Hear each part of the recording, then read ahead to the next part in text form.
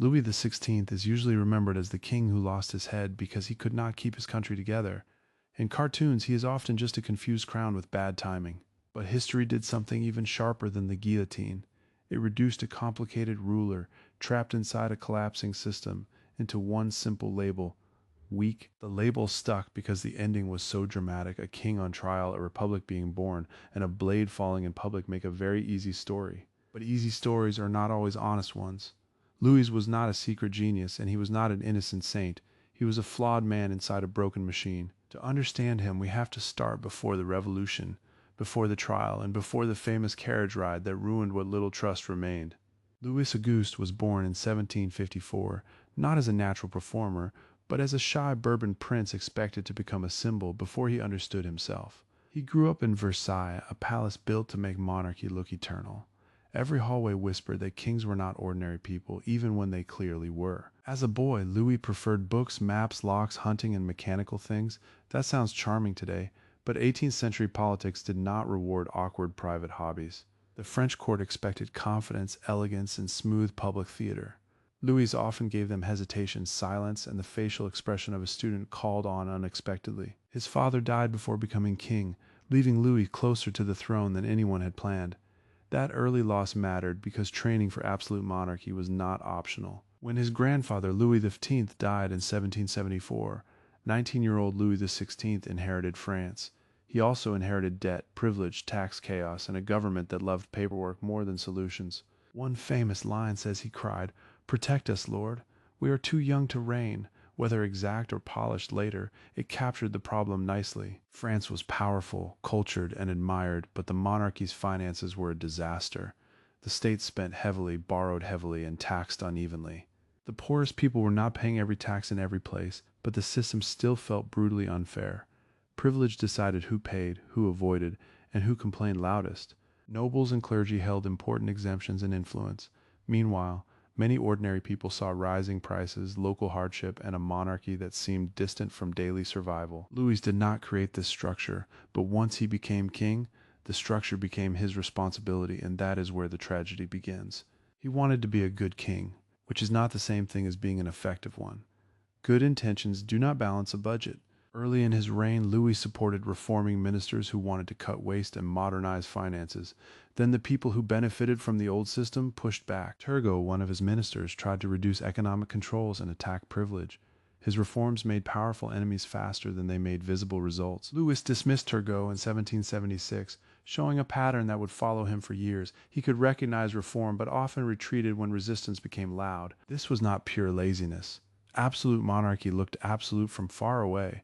But inside France, the king depended on elites, courts, customs, and cooperation. Louis had the title of absolute ruler, yet he often lacked the political skill to force change.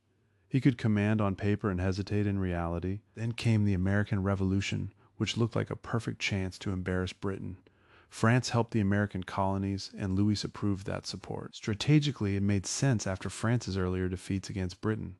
Financially, it was like buying revenge with money France did not really have. The American War also carried an awkward message home. France had helped the people speak about liberty while French society still rested on inherited privilege. Louis was not trying to invent a French Revolution, but by funding America, his government added debt and helped spread political language that would soon return. By the 1780s, the monarchy needed serious tax reform. The problem was that serious tax reform meant asking privileged groups to give something up. Cologne, another finance minister, proposed a broader land tax that would touch privileged property. This was sensible in theory and explosive in practice. Instead of solving the crisis, the debate exposed it.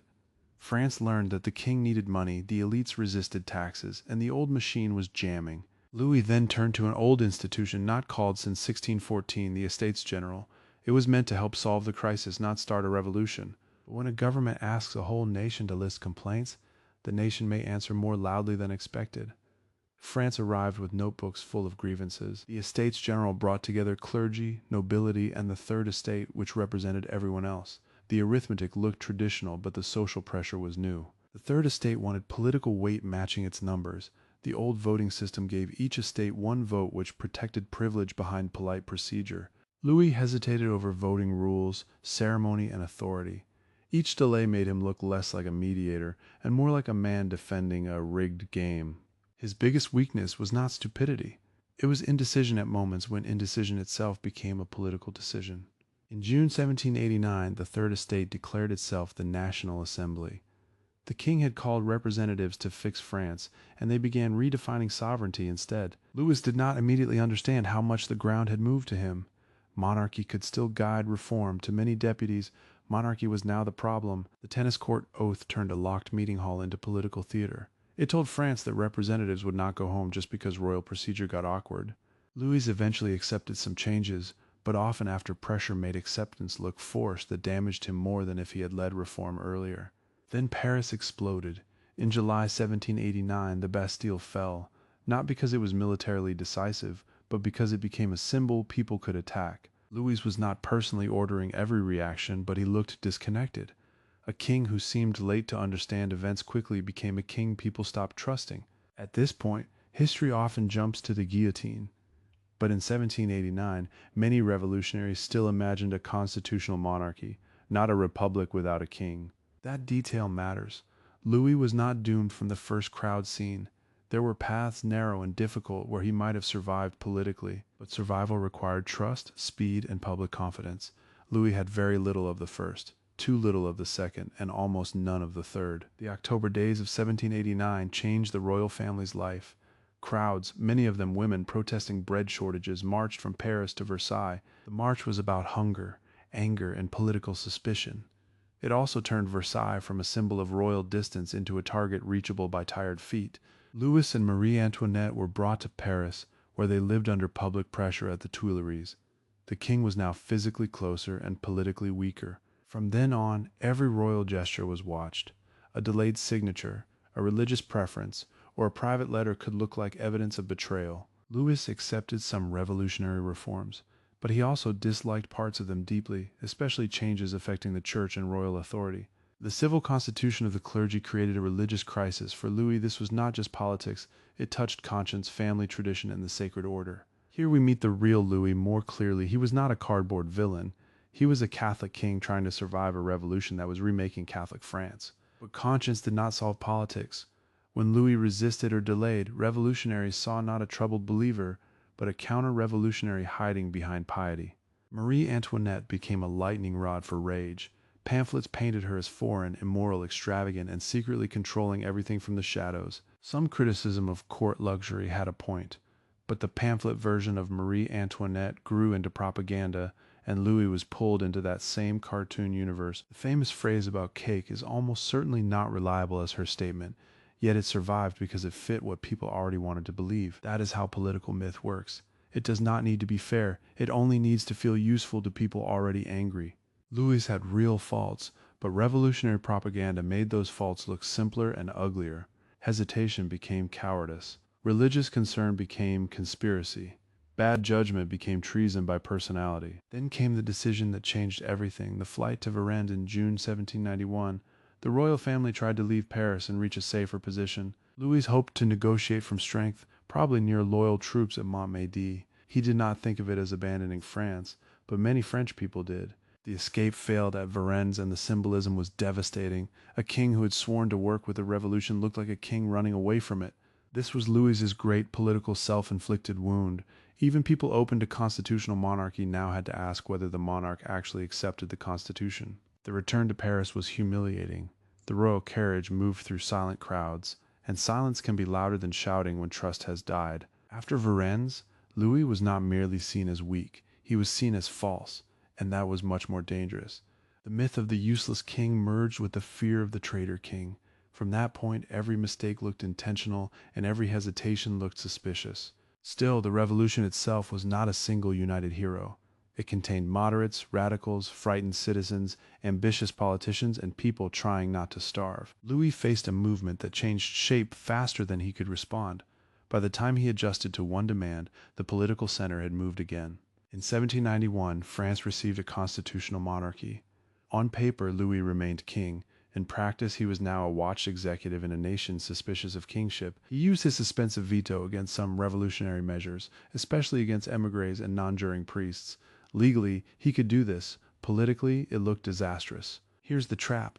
The Constitution gave Louis powers, but using those powers made him appear anti-constitutional.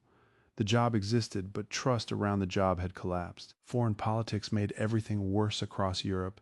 European monarchs watched France nervously, while French revolutionaries feared invasion and counter-revolution. Louis had family connections abroad through Marie Antoinette and the wider royal world. That did not automatically make him a puppet, but suspicion did not care about nuance. In 1792, France went to war with Austria. Many revolutionaries believed war would expose traitors and spread revolutionary ideals. Louis accepted war, but for different possible reasons, and historians debate his expectations. Some argue he hoped defeat might restore royal authority. Certainty is difficult. What matters for the story is perception. When the war began badly, the king became the easiest explanation for national failure. If armies struggled, someone must have betrayed France. If the king had foreign relatives, then the cartoon practically drew itself. On August 10, 1792, revolutionaries attacked the Tuileries Palace. The monarchy collapsed in violence, and Louis took refuge with the Legislative Assembly. The Swiss guards were massacred after fierce fighting. The event hardened opinions and made compromise feel almost impossible. Louis was imprisoned with his family in the Temple. The King of France had become citizen Louis Capet, a name meant to strip away sacred monarchy. Then came the discovery of the iron chest, containing royal papers. These documents strengthened the case that Louis had maintained secret political communications. Not every accusation against him was equally fair, but the evidence of hidden dealings mattered. It fed the argument that Louis had played a double game. His trial was political as much as legal. The revolution had to decide whether a king could be judged like a citizen. Louis's defenders argued procedure, legality, and constitutional limits. His enemies argued that the nation could not be safe while the former king remained alive. The vote for death was close enough to remind us that history was not automatic. People debated, hesitated, and feared the consequences. Louis was executed on January 21, 1793. Contemporary accounts describe him facing death with more composure than his old reputation for weakness would suggest. This final image complicates the cartoon. The man remembered as timid did not collapse at the scaffold in the way later mockery might suggest. But courage at the end does not erase failure before it. Louis made choices that damaged trust, especially Varennes, secrecy, and political delay. He also governed within a monarchy that had spent generations avoiding the reforms it needed. Blaming him alone turns a structural crisis into a personality problem. That is one reason history got him wrong. The French Revolution needed symbols, and a fallen king is one of the easiest symbols to use. For revolutionaries, Louis could represent tyranny, privilege, betrayal, and the old world. For royalists, he could represent martyrdom, innocence, and sacred suffering. Neither image leaves much room for the actual person. Dutiful but uncertain, morally serious but politically clumsy, reform-minded at moments and resistant at others. Modern memory often keeps the most dramatic frame. A fat, foolish king eats too much, ignores the people, and walks blindly into the guillotine. That cartoon version is convenient. It lets us imagine revolutions happen because one silly man fails instead of because institutions, money, hunger, ideas, and fear collide. Louis was not uniquely monstrous. Compared with many rulers of his age, he was not the most cruel, the most extravagant, or the most militarily reckless. But he was uniquely badly placed. He sat on a throne that needed transformation while being trained to preserve it. He wanted reform without losing monarchy's sacred authority. He wanted authority without the brutal decisiveness to impose it. He wanted compromise after trust had broken. That combination is deadly in a revolution. A strong tyrant may be feared, a clever reformer may be followed, but a hesitant king is devoured by events. Still, calling him merely weak misses the deeper lesson. His weakness was partly personal, but it was also produced by a system that punished honest reform. Every minister who challenged privilege met resistance. Every financial solution required political change. Every political change threatened the social order that monarchy was supposed to protect. Louis stood at the center of a contradiction. He was asked to save absolute monarchy by accepting that absolute monarchy had become impossible. This is why his story belongs on History Got Them Wrong. Not because he was secretly brilliant, but because the label became too small. He was not just the king who failed. He was the king who revealed how a whole political world could fail through him. The revolution did not invent France's financial crisis.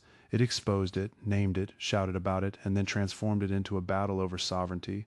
Louis did not invent inequality, but he embodied a state where inequality was defended by law, tradition, ceremony, and powerful people with excellent manners. He did not control every pamphlet, riot, harvest, speech, or foreign threat, but as king, he became responsible for all of them in the public imagination. That is the cruel magic of monarchy. It turns one human being into the face of an entire system, then blames the face when the system cracks. The guillotine gave the story a clean ending, but real history is messier than a blade falling in a town square. After his death, France did not suddenly become calm, fair, and stable. The revolution entered more violence, war, emergency politics, and new arguments about freedom. That does not mean executing Louis caused everything that followed.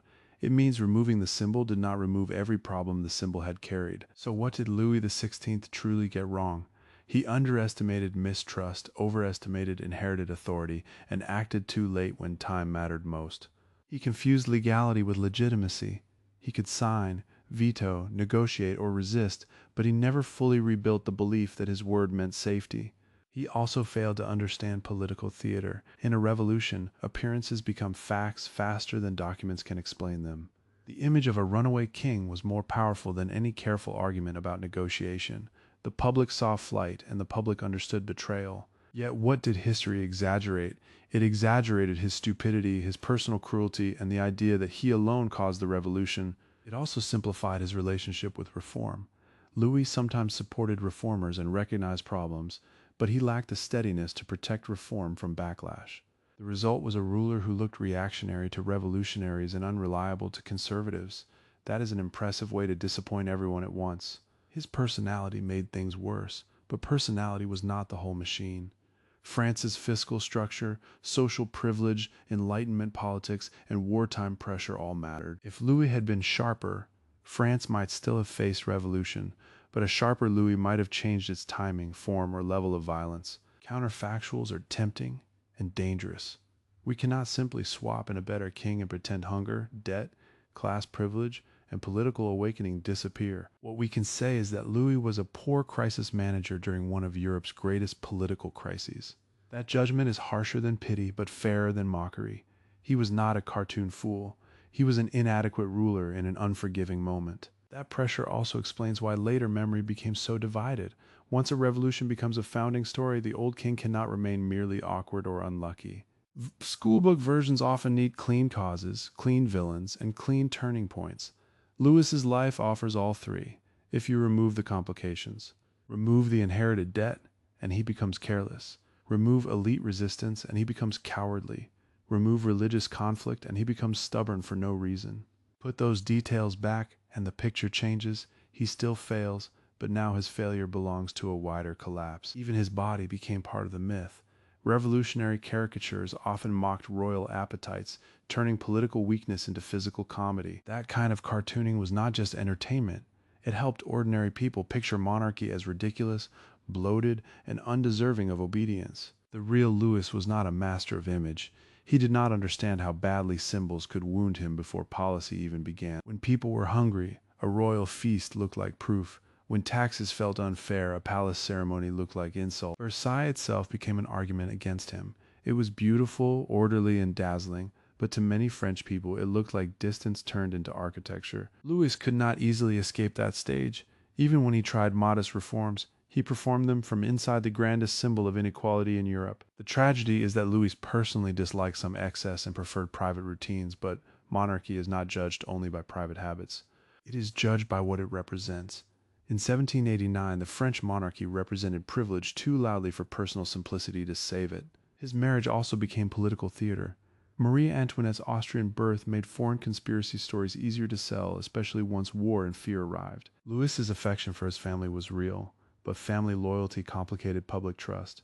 A king with foreign royal relatives looked suspicious in revolutionary France. The revolution created new political language at astonishing speed. Words like citizen, nation, liberty, and sovereignty began competing with older words like obedience, dynasty, and divine right. Louis had been raised in the older vocabulary. He could pronounce the newer words, but he struggled to live inside them convincingly. That gap made him seem dishonest even when he was confused. Revolution does not wait patiently while a king updates his political software. By 1792, crowds were no longer asking only for bread or reform. Many were asking whether monarchy itself could coexist with national sovereignty. This was bigger than Louis's personality alone. The question became philosophical, constitutional, emotional, and military all at once. In that storm, small mistakes became enormous. A veto could look like sabotage. A letter could look like treason. A pause could look like a plot. His enemies did not need to invent everything. They could take real errors, simplify them, and arrange them into a devastating picture. That is why responsible history must do two things at once. It must admit Louis's failures while also explaining why the simplified villain is incomplete. Louis failed to communicate trust. He failed to choose a clear path. He failed to understand that monarchy had become negotiable. But France's old regime had also failed before him. It had failed to reform taxation, failed to share power, and failed to hear complaints before they became demands. When the Estates General opened, it was already too late for ordinary maintenance. France did not need a small repair, it needed a new operating system. Louis tried to manage that change with the habits of a traditional king. Those habits made sense in his upbringing and failed in his crisis. In an animated history version that is the best metaphor, Louis holding an ancient instruction manual while the whole machine bursts into flames. The joke is funny because it is partly true. The sadness is that real people were inside the machine. Thousands of French lives were shaped by grain prices, taxes, war, pamphlets, fear, and decisions made by people who could not fully control the consequences. So Louis XVI's story is not an argument against revolution or for monarchy. It is a warning about what happens when reform is delayed until trust is gone. The misunderstanding also survives because Louis's story ends so neatly on screen. A crown, a crowd, a trial, and a blade are easier than tax policy. Animated history loves clean visual symbols, and Louis gives us too many. The wig, the palace, the carriage, and the guillotine all invite simplification. But behind every symbol was a dispute over power. Who could tax? Who could speak? Who represented France? And who had the right to command obedience? Once those questions escaped court politics, no king could answer them with ceremony alone. The old language of monarchy no longer settled the argument. Louis's tragedy was that he noticed danger without mastering change. He understood pieces of the crisis, but rarely moved before events forced him. That is why the fairest verdict is complicated. He was not innocent of failure, but he was also not the single cause of France's collapse. And that is the uncomfortable part. History often prefers villains and victims because they are easy to remember and even easier to draw. Louis XVI was both responsible and overwhelmed. He had power but not enough imagination. He had conscience but not enough political courage. He was punished for his own mistakes but also for the accumulated failures of a dynasty, an elite order, and a state that could not pay its bills. By the time he understood the revolution had already changed the meaning of kingship. The crown no longer explained power, the nation demanded to. That is why his death felt so enormous. It was not only a man dying, it was a political universe losing its center. History gave Louis XVI a label: weak, foolish, doomed. The real story is not kinder, but it is much more interesting. He was a king who wanted to be good, failed to be effective, and became the symbol of everything France was ready to destroy. So the next time he appears as a confused cartoon in a powdered wig, remember the harder version. Sometimes history does not lie by inventing. Sometimes history gets someone wrong by keeping only the easiest part, repeating it for centuries and calling that memory truth. Louis XVI was not just the king sent to the guillotine. He was the man trapped between an old world that would not reform and a new one that would not wait.